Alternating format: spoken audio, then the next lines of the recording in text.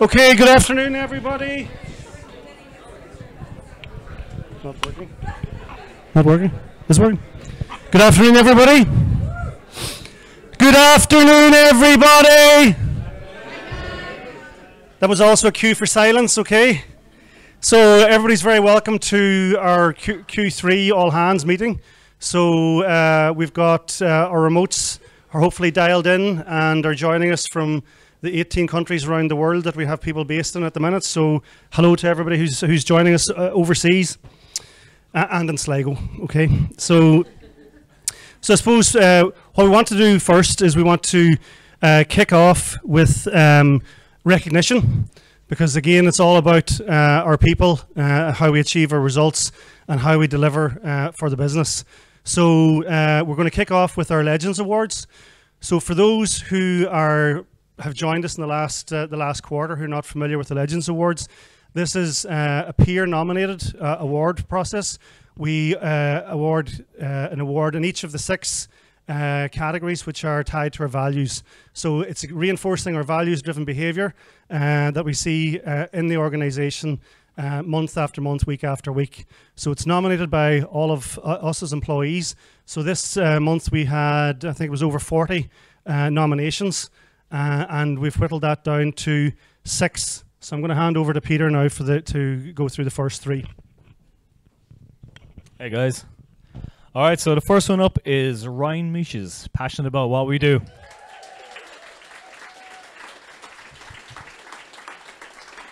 Hang on, hang on, stay there. I gotta shame you and read this out. Ryan offered great advice and support to help restructure the Teamwork Catalyst program. His experience and knowledge working with other accelerator programs has been a great source of information for the Catalyst group. They wanted us to extend on their thanks for this help and continue support into the future from Ryan.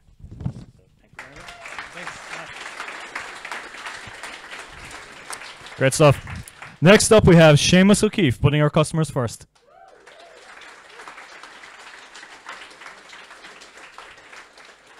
Where is he? We'll read it out anyway. Seamus embodies our core values down to a T. Nobody can say a bad word about him, and every day without fail he rocks up to work with a smile. He's extremely helpful, kind, and is amazing with each and every single one of our customers. On countless occasions, Seamus has gone out of his way for his team, other teams, and most of our customers. I honestly couldn't imagine a working world without him. Every company needs a Seamus. Smiley face.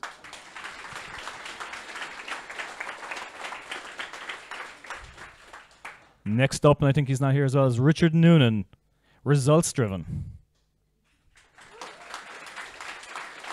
All right. Rich has been a fantastic help and always available to answer questions, no matter how busy he is. He's an absolute pleasure to deal with, is extremely helpful, and always gives clear and concise feedback. When the desk pricing changes went live, Rich was up until 5 a.m. that night, having worked a 12-hour shift that day, and he was hanging on in there to make sure we were all well equipped if things got hectic. Good man.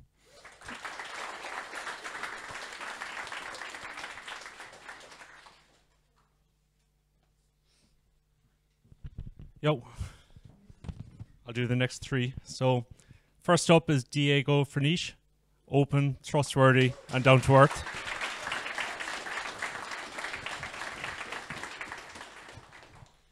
So hopefully Diego is watching. Diego is an absolute gent. He's currently doing the most thankless job in the mobile team, maintaining the legacy accelerator apps that we're replacing. Diego inherited a very old code base and fights against the issues that comes with it daily, but never complains and always gets results. Diego goes out of his way with his positivity to keep heads up on the mobile team, even when some things mightn't be going our way. Complete legend. Well done, Diego.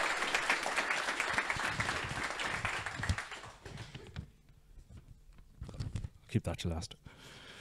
Next one up is Alan Bradley. So hopefully Alan is watching as well from Belfast. So this is for values teamwork. So Alan Bradley has done a great job building a team culture in Belfast with a great bunch of people. Alan specifically contacts people before they start to invite them for pizza, makes them feel more comfortable on the first day as they already know the team. So thank you, Alan. Last one is Kelly O'Connell, Strive for Excellence. So I'm going to wait till you come up, Kelly.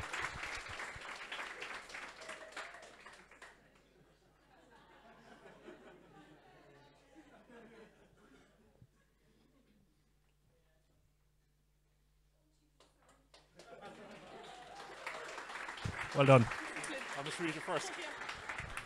Since joining Teamwork, I've witnessed Kelly's determination firsthand. She was always working to get things done and out on time. Kelly constantly puts in extra hours to get work for various teams across the line. She suggests ways to improve the projects or products and anything she thinks should be done differently to ensure ease of use for the customer. We sometimes lose sight of what other teams are doing, but testing is a core function, and having Queen Kelly there makes it all the better. So, thank you very much. And back to Gav. Okay, so very good. Congratulations to all the Legend Award winners. And I suppose what that does is it indicates for us that going above and beyond is important. And I suppose now we're going to look at the results for the last quarter just to see how we've delivered against the company rocks. So I suppose maybe we're not. No, we got to turn back time a little bit and look at where we were actually in the beginning of the quarter. So we, if you remember, we had a big Grand Council in the beginning of July, where we also celebrated our 200th employee. It's Mark in Belfast. We had, or still, have staff in 18 countries and 7 offices. We, on the process side of things, we've kind of started rolling out EOS more on the team level, but haven't fully rolled out the foundational tools. We haven't looked at our core processes there yet. We have developed a VTO though per team, so every team developed during the Grand Council their long-term plans, vision, 3-year plan, 1-year plan, quarterly rocks as well, and the main issues or obstacles that are hindering us from achieving our long-term plans on the team level. We were still struggling with our ideal customer profile. We were in early steps in the rebrand, insecure about our customer journey, unsure about reasons for churn and its implications really. No professional services is in place, and the latest enterprise customer visit in the US, I'm not sure, a couple of years ago. On the product side of things, it was really critical to get teams on projects done. On the desk, get customers over to a new price plan. Chat needed to switch to Vue.js. Sales team needed to start using CRM. Confluence, we thought about dropping it and in favor of actually dog feeding ourselves with Spaces. Mobile apps, have them support Launchpad. Platform to get the global users version 1 done. The labs team needed to continue on OT and Redis caching iterations. And the integrations need to get the Slack for project integrations for projects and desk out. So where are we right now? Gavin, come on back. Fill us in. Okay, so in relation to, I suppose, at an overall level, I'm going to talk about the rocks first of all. The second piece, then we'll go into, we'll talk about people, process, and product. So I suppose, firstly, on the company rocks, we now have GovCloud fully implemented and available for customers. So GovCloud is a heightened level of security available on AWS that really allows us now to start pitching for government contracts and for much more high-level security business. So the sales team, GovCloud is now available, all right? Ideal customer profile, this was building our enterprise customer profiles, and this now is also complete. We undertook also a sales strategy review, so that was looking really at our internal sales processes and our internal sales team, so that piece is now also done and complete. A big piece of work for this quarter was looking at our churn. So again, churn is referring to obviously the customers that leave us. And now we've got a full operational churn report that provides the correct data that allows us to look at decisions based on data going forward. The rebrand launch plan is now in place and done, so that's also complete. And I suppose the last one then was North America plan to be fully agreed. That one isn't fully complete, although major aspects of it are in place. So we have secured the office. We are starting to recruit on North America, but by the definition of what we set out to do, it's not complete. So overall, at a company level, that has meant that in this quarter, we delivered on at 86% at a company level in terms of our rock completion. In the EOS process, our target is to be above 80%. So again, that's probably it's a very good quarter from looking at the rocks. We will be providing more information on the company-wide rocks, team by team across each function and team across the company. That'll be coming out in a blog post shortly after this. So again, 80% is our target. So a very good work for the quarter. On the people side, so we're going to look at people, process, and product. So on the people side, in this quarter, we've added 21 more heads. So we're now at 222 people as of today, and we've opened our 8th office. We've increased our staff in each of the offices in Amsterdam, Barcelona, and Belfast by 50% during this quarter. We've recruited our interns for next year already in this quarter, which is great because it means we've got ahead of a lot of the other companies and we're getting first pick in relation to interns. If we look at the other sort of major locations, so Belfast is now at 15 in terms of headcount. We have had a bit of moving around from one office to another office as a result of a fire in an adjacent building. So as a result of that, we're now in our 3rd office in the quarter in Belfast. So the Belfast team are definitely resilient, if nothing else. We have secured in this quarter, so we have secured a longer term office for Belfast. It'll be capable of accommodating about 100 people. And the plan is that we will be due to move into that in January.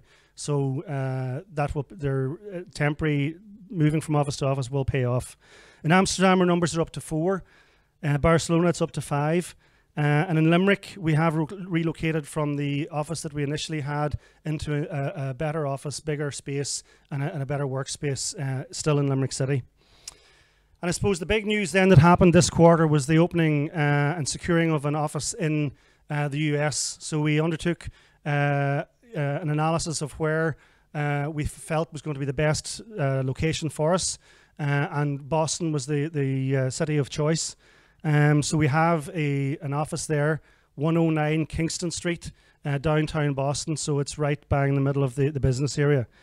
We have started recruitment, as I mentioned already, for that office, and we have established a legal entity also in the US, so we're ready to do business, and we're really going to be, I suppose, kicking that off big time towards the end of this quarter and into Q1 of next year. I suppose on looking at the balance of the year in terms of hiring, we're at a point where we are probably going to hire only a few more people towards the end of this year, and it will be aimed at revenue generation roles and maybe 1 or 2 other strategic hires. So our total towards the end of the year is going to be somewhere in and around the 230 mark. So we obviously have to take a look at our business, the rate of growth, and obviously match hiring accordingly to that. So that's it on people. I suppose just on process, the one update really is on EOS.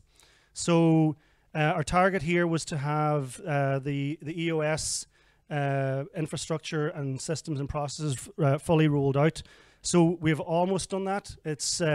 We're nearly there in terms of having fully rolled out the refinements to the scorecard system, and the process will be following up on that as well. So EOS is how we manage our business. It is how we run our business, and for the foreseeable future, that's not going to change. And it has given us the discipline in a much, much better way to run the business.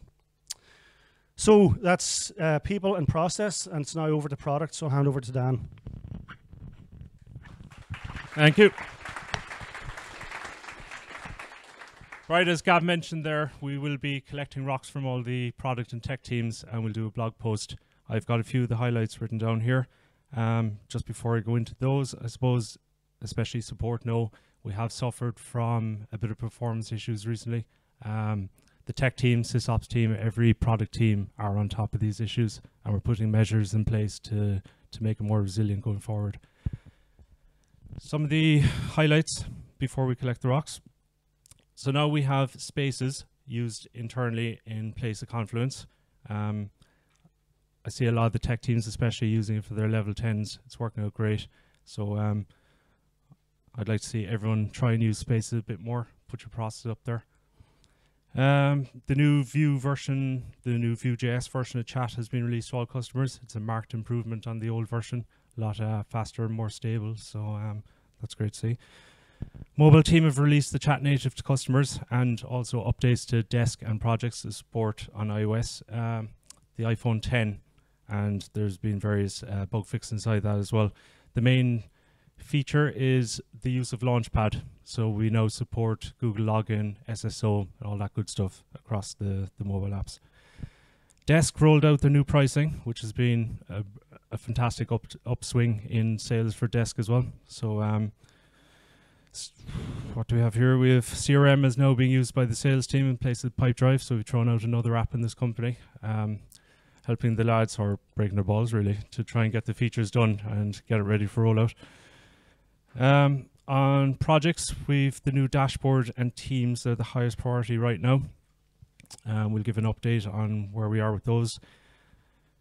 That will be followed by audit features at the user, task and project level, and also the new reactions as well, plus obviously all the other things that customers have requested that have been on the list.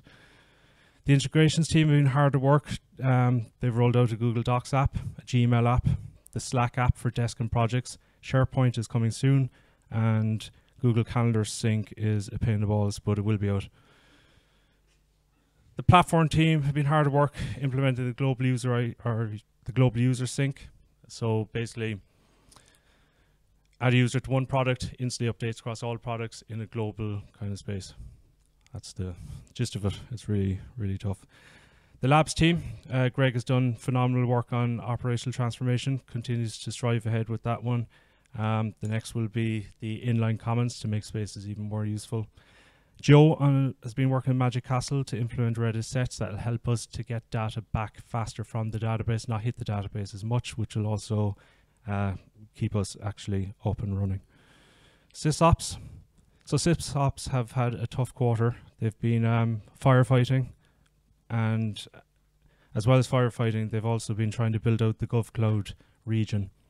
Now, they could have done that really easily and copied a couple of servers over, tweaked a few things, but Gordon actually went out of his way to use a new thing called Terraform, so we can now tear up and tear down a region.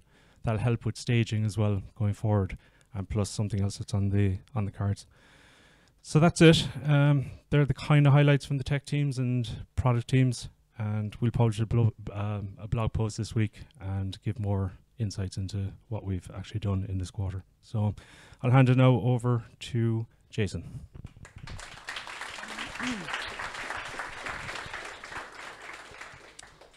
Thank you very much. So Q3 was an interesting quarter for the sales team. So new head of sales, new CRM, had a sales team reorg, promoted up some people.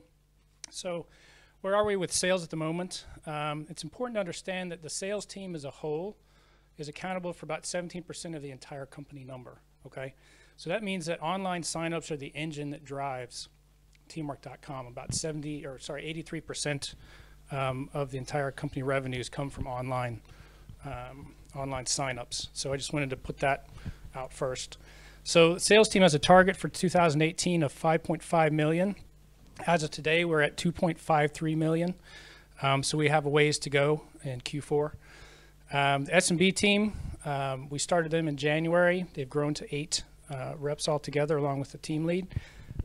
They have a team target of 1.4 million of the 5.5 million total. It's going to be a lot of numbers, people. I know sales is your favorite team.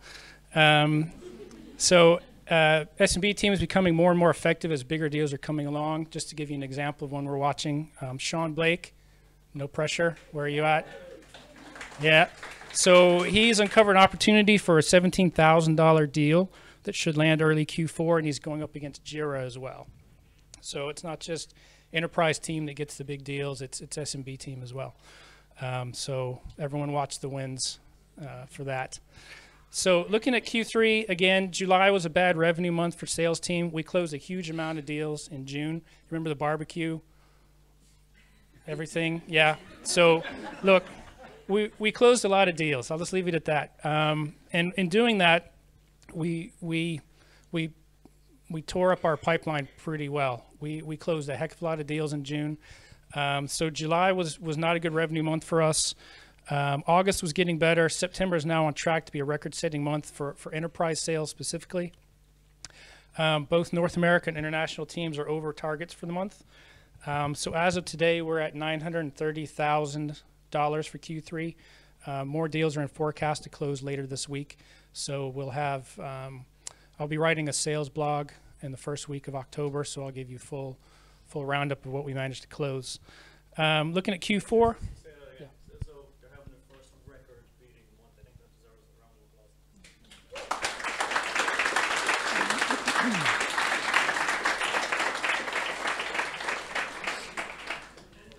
So looking at Q4 is what we call the money quarter in sales.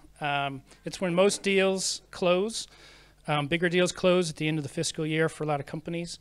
So it'll be a stretch to make up our total number, but we have some larger deals in the pipeline.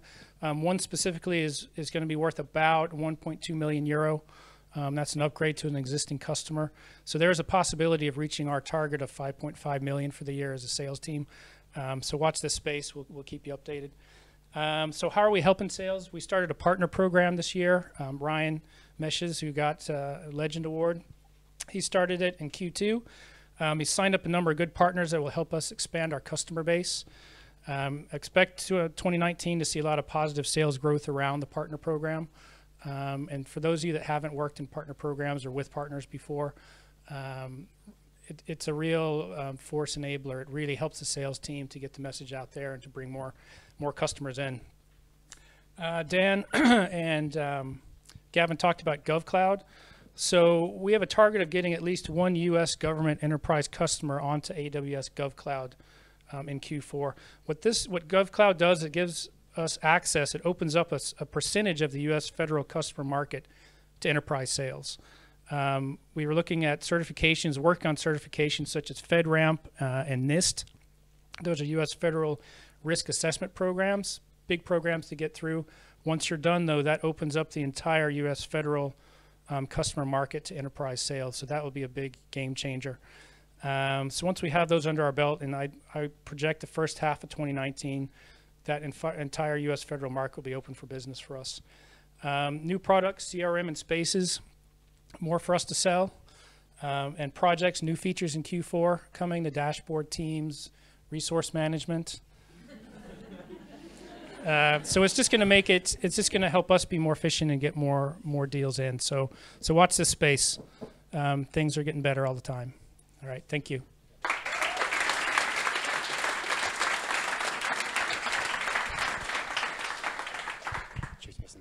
Hi everyone, good to be back together as a company. It is actually nice. It feels like a long time since Grand Council.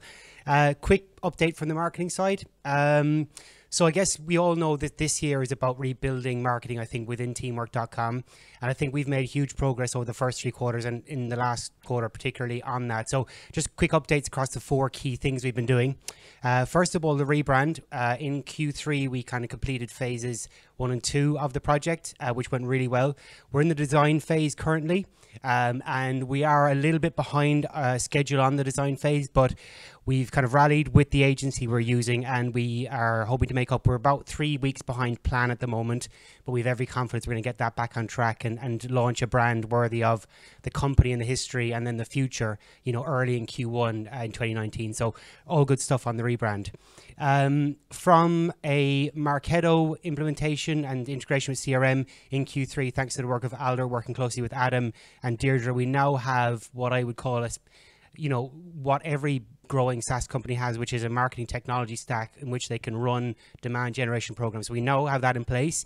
It's not perfect. We're working with the sales team on process. We're working on everything, but we have the machinery now to turn on demand generation programs and get more leads through for Jason's team. So I think that's a huge win for us. And just to call out, Alder managed to integrate not just with 1 CRM in a quarter, but 2. So we went to Pipedrive and then thankfully our own CRM. So that's great progress. Thank you, Alder.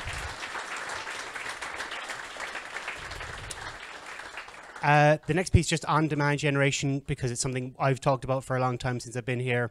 In Q3, we launched our first 3 demand generation programs. So that's what we did was we wanted to target marketing teams because we know they're a sweet spot for projects particularly. So we've run 3 programs in Q3, thanks to Deirdre primarily driving those programs, and we generated 1,800 raw leads. Now, these aren't people who are going to come up and buy projects tomorrow or desk tomorrow, but these are people who, with nurturing, we feel they can get to MQL and SQL and all the stages towards becoming customers. So running those first programs is historic for the company. We haven't done this type of thing before, so I think this is a huge step forward for us. And in Q4, I haven't told this to Deirdre yet, but we're going to be doing 6 programs for demand generation and ramping that. And then, you know, as we get more people through, we'll understand who are the best potential prospects and customers and get better at acquiring new ones. So that's going to be huge as well. Finally, then, just one on content. So again, demand generation can happen without content. And in Q3, we produced 4 ebooks. Really high quality ebooks, which have been picked up by LinkedIn and one of the thought leaders in content marketing as really strong assets. So it's really a huge step for us. Think about, for the last 7 years, we haven't produced any content like this. And in 1 quarter, we've had 4 really strong ebooks, which have driven those leads.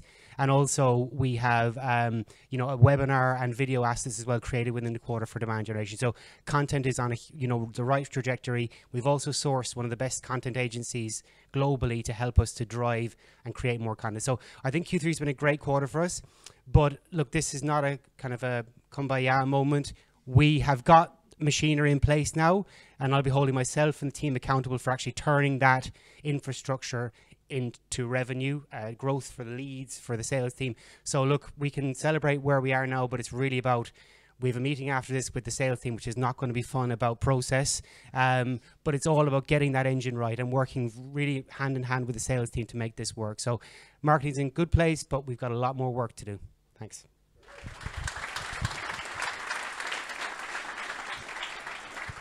Thanks, Ray. Hi, gang. So for the usual Billy the Grinch, we started off the quarter with a target of 6.35 million for the quarter. Unfortunately, we look like we're going to miss that target by about $300,000. As Jason's spoken about, we are down somewhat on the enterprise sales side of things, but they are heading into their money quarter, so we look forward to seeing how that works out. One thing I wanted to point out was the impact of the sales team on the long-term value of our revenues. They will sell 2-3 year deals, but we're only recognizing that first portion of that year when we're talking about our target. So just as long as we're all familiar with the bookings versus the revenue numbers, so you'll see a lot of wins and big wins and deservedly big wins in the wins room, but only portions of that are accounted for in our current year, just so we're all squared away there. Desk, we finally took the handbrake off Desk. The new pricing allows Desk to reach its full potential and realize the true value of the product to our customers. They're heading for 2x, which is amazing. Finally, it stands the quality of the product. As Jason talked about, projects, self-service is the behemoth that allows for all the expansion in the business as we have it right now. Unfortunately, what we're seeing is that has slowed down in the past quarter. So the lads will talk about further, but we are laser focused on getting that back on track, between churn, new business, and making sure that our expansion plans are followed up on. What this means for the year, we've projected out for the rest of the year, we are looking at now a 23.9 million euro turnover. We had hoped for 25.5 million, so we're going to be below target for the year 2018. At the bottom line, it means we're down about 1.2 million off our net profit in euro terms. I think Peter might go into it a bit further, but like with the downturn in sales, or the below target, and we also got slapped by FX rates earlier in the year, which essentially wiped off nearly 2 million of our buying power. That's essentially it for me. I look forward to your questions later.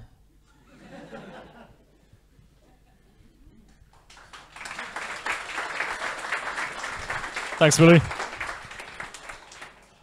So guys, so it's an interesting quarter. It's a bit of a mixed bag. I think some great things have happened. Especially, I want to give a nod to the Desk team. I think it's fantastic. Like, we've 2x'd the revenue from Teamwork Desk, which is just fantastic. So thank you for that. I also want to call out Alice Hart. Where are you? Yeah. You've done a fantastic job with the churn report, and it's something we really need to get on top of as a company, because we're not going to scale otherwise. It's a huge challenge for us. And now that I see you got the chops, I'm going to be throwing a lot of reports your way, so keep it up. All right, but guys, so look, we're going generally the right direction, but it's not all good news, as Billy just pointed out. So in general, this year, we wanted to grow by 40% revenue-wise. Now, it looks, unfortunately, like realistically, it's going to be more like 30%. Like, we're kind of beating ourselves up over it. I've been kind of fairly stressed the last month or two over this. We've have a bit of a slowdown on the SMB segment of projects, and we really got to dig in there and figure out what the hell's going on, and we've got to improve churn as well. We just have to as a company. And on top of that, I mean, there's lots of great things happening. The sales team are doing well, and there's still a chance that they can pull a rabbit out of the hat and somehow make it sing and dance. But, you know, we shouldn't be pinning all our hopes in it. It's a lot of pressure for the sales team. But if you do it, that's great. A lot of great things are happening. You know, we started going out meeting enterprise customers. We're getting amazing feedback from them on how we can scale it. They're telling us about other industries that we can go into. Ray just did fantastic ideal customer profile report. So now we know what our top 5 customers, who they are, where they are, how we're going to go after them, and I'm really excited about the future.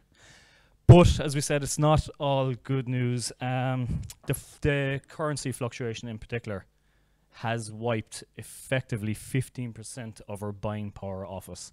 So we sell in dollars, most of our costs are in euro, and as a result of Donald Trump, we are down 15%, as I said. If we, you know, despite how well everything else is going, that's really been a kicker that we didn't really plan effectively for at the start of the year.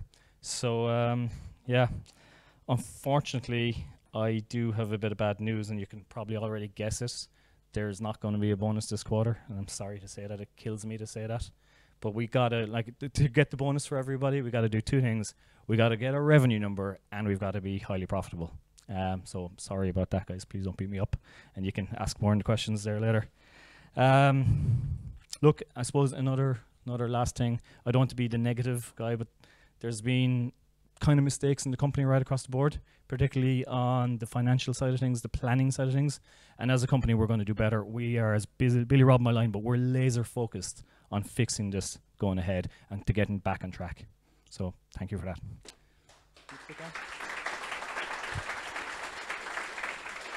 So let's look at where we're going.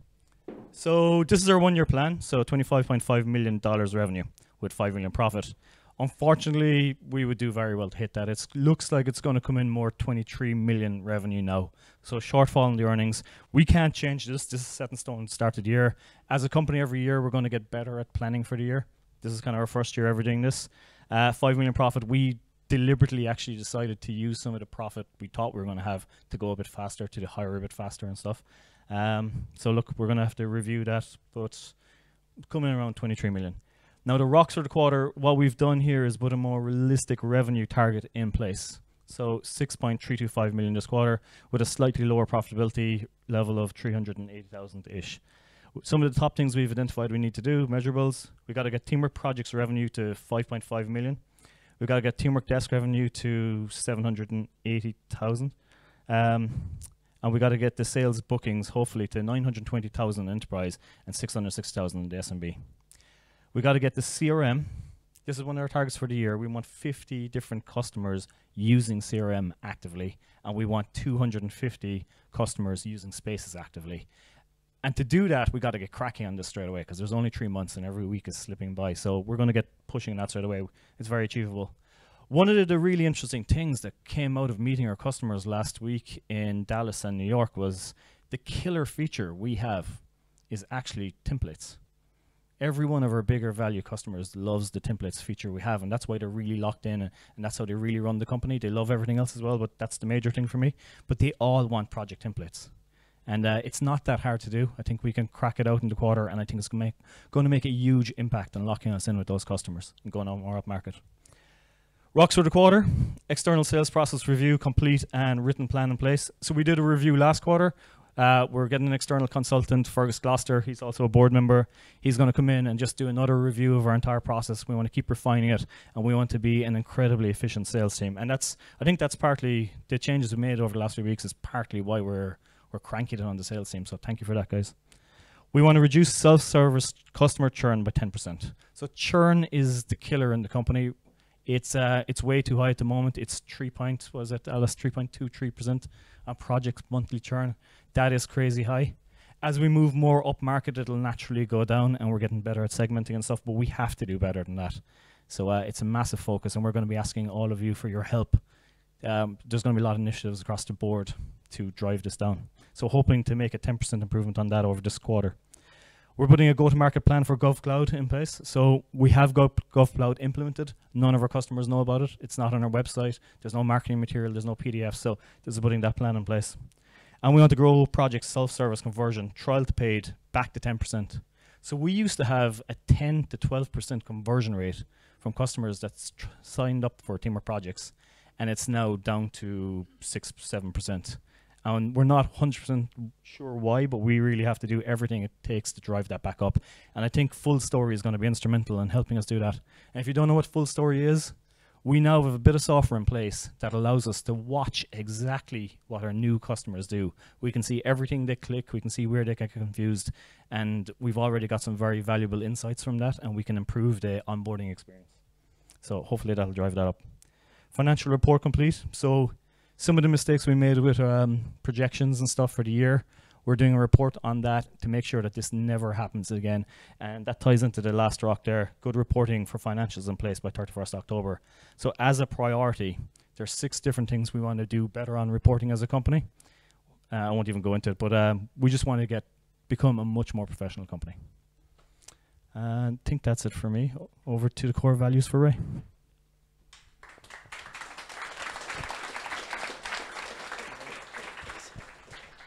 Okay, so just want to take time because core values are critical to everything we do, and just to call out a few people who've demonstrated, the core values, I think, in really kind of tangible ways. So the first one is we're open, trustworthy, and down to earth, and particularly as part of that, the idea that good ideas can come from anywhere. So I want to take our hats off to Gordon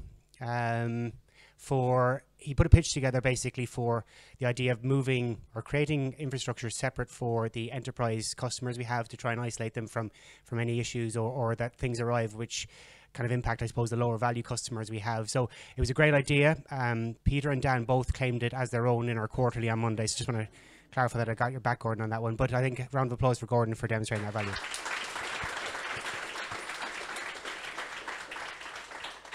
The next one is that we're results driven, and I think this is not a person, it's a team, and I think we can all kind of acknowledge how quickly and well the Spaces team in Belfast are executing and delivering a product which Peter was proud to show to enterprise customers last week, and they love it. So I think they're a demonstration of a team performing at a really high level. They've taken to EOS probably better than any other team in the company, and they're just running at a really high level. So maybe another round of applause for the Spaces team. And then just one more we're going to pick out, and this is, which one is it? It is, we're passionate about what we do, and specifically as part of that being an ambassador for the Teamwork brand. And this one is a shout out to Nina in the SDR team.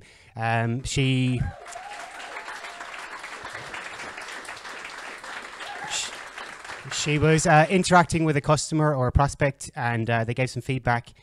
I've had it written down here. Basically, the gist is that we're very lucky to have Nina in terms of her, how she handled the customer, and basically we're very lucky to have her. So well done to Nina for doing that. And that's it. And that's it for now. I think we'll do some more next quarter again. So I imagine you have some questions. So we're going to hand over to you, 5-10 minutes. If there's any questions on anything, we have a general policy in the company for any new people that nothing is off bars. Throw it at us. We're always going to be as open, honest, and transparent as we can be. So over to you.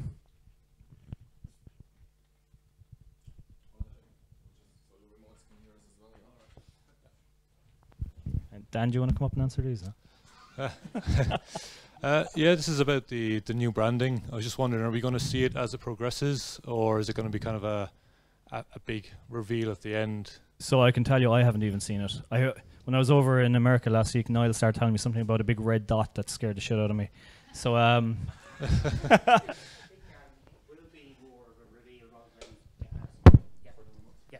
So yeah, it will be more of a reveal, Jago, than kind of progressing as it goes along.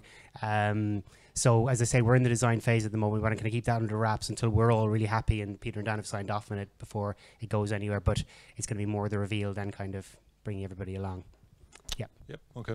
Yeah, well, we can't have it designed by committee, I suppose. So. Next. Come on, guys. Anything? Alan?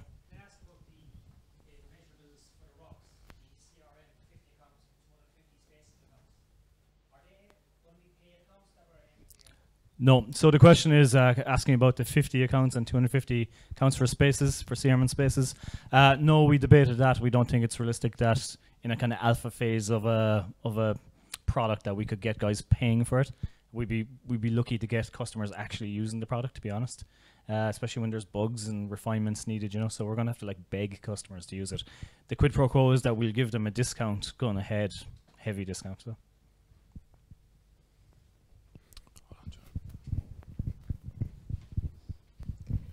There's a lot happening next year. There's the launch of the new brand, there's CRM, there's spaces, there's a new interface for desk. Is there any kind of plan around like staging the rollout, or do you want to have certain things kind of grouped together? I'm just not really sure what the time frame is for launch. Yeah. So I'll be 100% honest with you. Ray keeps saying Q1 next year for the new brand rollout. I keep saying January. We're debating this back and forth. I'd love for it to roll out in January. We were debating whether we should like launch the new brand and the 2 new products all together to go boom. And there's a big argument to be made for that. On the other hand, there's counter argument is, do our customers really have the bandwidth to kind of look at our new brand and look at product A and look at product B? So we were kind of leaning towards brand out first, followed shortly after by product A, followed shortly after by product B. In January.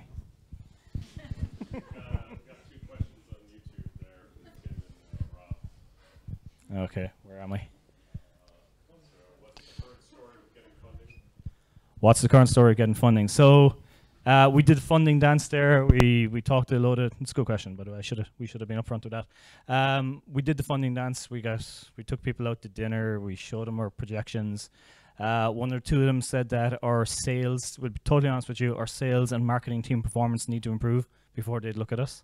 And others pointed out a few fundamentals that we don't have right in the company, if I'm honest. Definitely, churn was a big one, and I suppose our financial reporting ability isn't where it should be. At the moment, we have one spreadsheet where we can merge all the cash and bookings in together. It should all really be separated out into cash, bookings, revenue, better forecasting on the products, better looking at our expansion in every product, or cross-selling. We need to get a hell of a lot better on the financial side of things. The other thing is we're probably more heavily leaning towards debt financing. So we're still exploring, instead of giving a chunk of the company away to VCs, which 10% or whatever. I'll be honest with you, they said that they would do a 200 million valuation, no problem. Highland Capital said that, but they said 300 million valuation is a bit of a stretch. And even if we did the 200 million valuation, it would probably take months to close and stuff. What we've decided is to effectively park all of this for now while we get the fundamentals right, because they're not right and they need to be there. What's the next question? Billy. So I've given a very clear mandate 2 years ago. Billy, go give 10% of the company to staff, and it's over to him. 1st of October. No, we just we did a company restructure last year. There was tax implications on it. That's half the delay. There was just legals coming back and forth.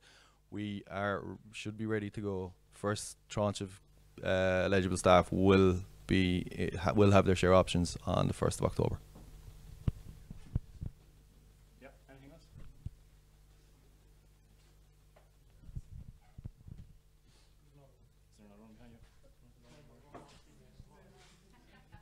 Will remotes be made regular employees?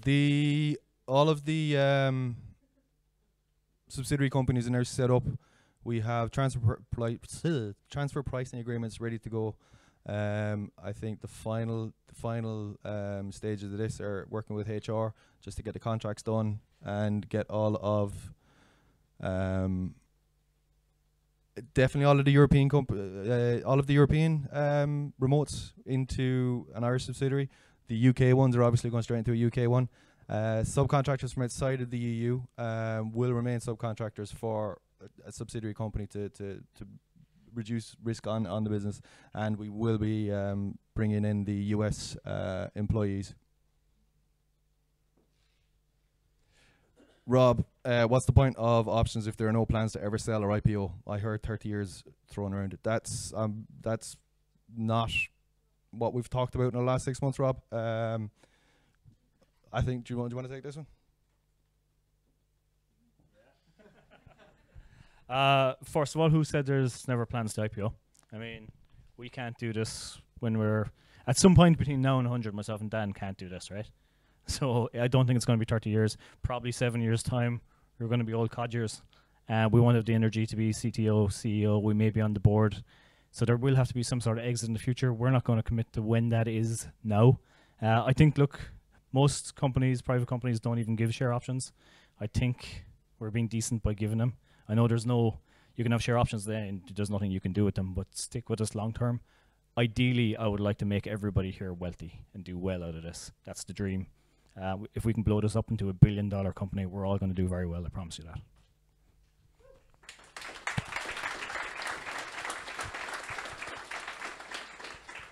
And I don't know where you heard 30 years thrown around. I mean, maybe 30 years because we do want to be this in the long haul. What I mean by that is I want to see teamwork sail off into the sunset even when we're not the CEO, CTO, and so on, that there's a new management team in place. You know, hopefully blow this up into something massive.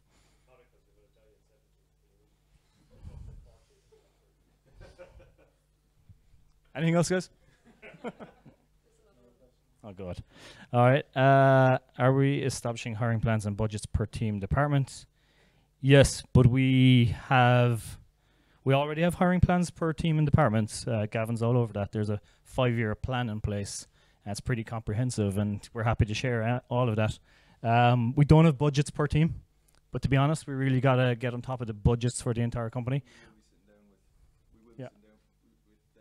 Every team lead this year, so we're rolling out the budgets to be signed off by the first.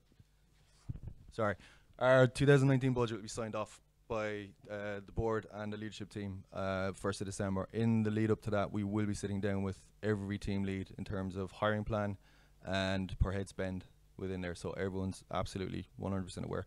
Our budget this year was based on those hiring plans. They weren't confirmed within each team.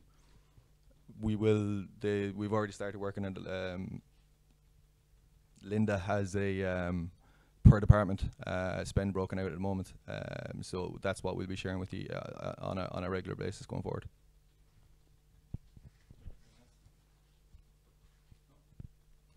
Anyone else?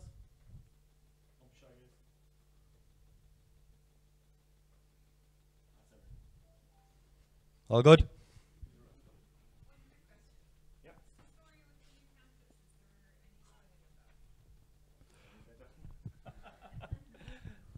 So, as I said, we're not doing as well financially as we hope to be doing this year. As a direct result of that, we've taken the decision that we're going to have to.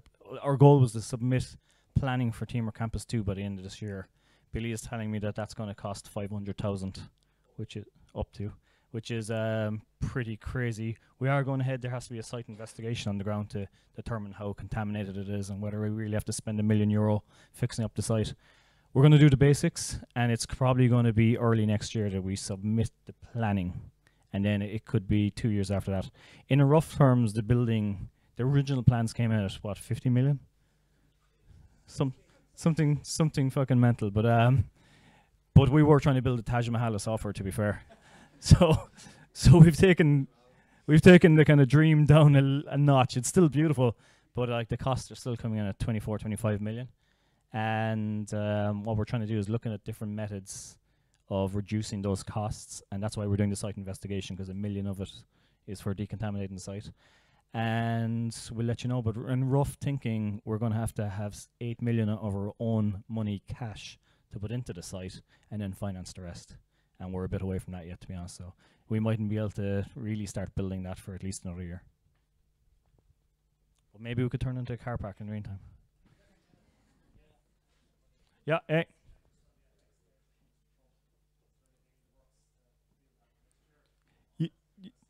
Yeah, it's a good question. I should have actually mentioned that. I had it in my notes. I was going to mention that. So we are looking at strategies to mitigate our risk of the US to Euro conversion, because it's going to be a challenge going ahead. One of the biggest things we can do is hire people who are paid in dollars, to be blunt. So we're looking at Gavin's investigating, like, do we do some more hiring in Argentina and tie the wages directly against the dollar, so at least they rise and fall with the dollar. And there's other hedging strategies and so on and so forth. We're also looking at, well, we're definitely doing this, it's just a matter of when. We are going to start charging all our customers in different currencies. So if you're in UK, you get pounds. If you're in anywhere in the EU, you get EU pricing. So it'll be shown in EU and you'll pay in EU. So that alone will really help. And we need to do more research there, to be honest. Anyone else?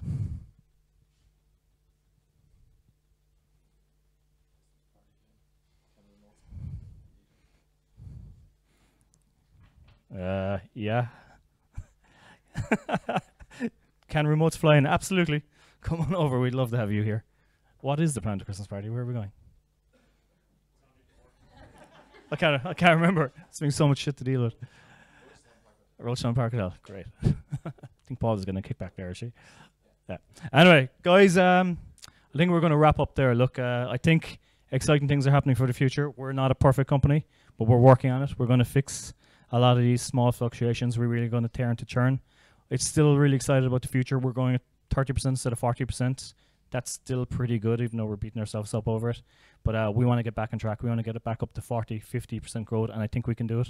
A lot of great things happening. Spaces and CRM launching next year alone are going to enable a lot of revenue. And in conclusion, thank you all for being part of it.